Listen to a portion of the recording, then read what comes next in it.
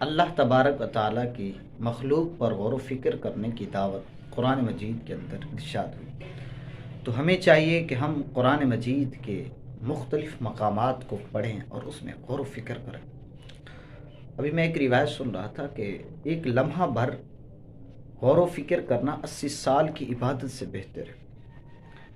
یعنی عبادت اور غور و فکر کے اندر اگر تقابل کیا جائے تو دیکھا گیا کہ غور و فکر کرنے کو زیادہ ترجیح دی گئی۔ اس کی بنیادی وجہ یہ ہے کہ غور و فکر کرنے سے اللہ تبارک و تعالیٰ تک بندہ پہنچتا ہے، کیونکہ جب اس کی مخلوق کے اندر غور و فکر کرتا ہے، اللہ تعالیٰ نے کہ دنیا کے اندر جو نظام بنایا ہے اور زمین و آسمان کا نظام ہے، پہاڑوں کا نظام ہے، تو حقیقت یہی ہے کہ پھر اللہ تبارک و تعالیٰ کی قدرت اور اللہ تعالیٰ کی تک وہ بندہ پہنچتا ہے، لیکن عبادت کے ذریعے تو ثواب اور اجر تک پہنچتا ہے۔ تو لہذا ایک لمحہ بھر بھی غور و فکر کرنا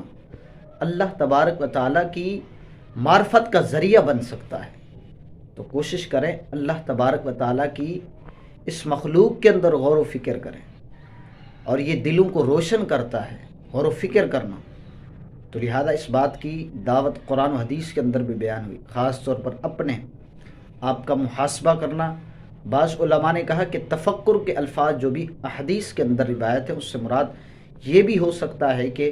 اپنے اعمال کا، اپنے نفس کا محاسبہ کرنا۔ اللہ عز و جل کی بارگاہ میں دعا ہے ہمیں اللہ تبارک و تعالیٰ کی جو مخلوق ہے اس میں غور و فکر کر کے اللہ تعالیٰ اپنی پہچان ہمیں نصیب فرمائے۔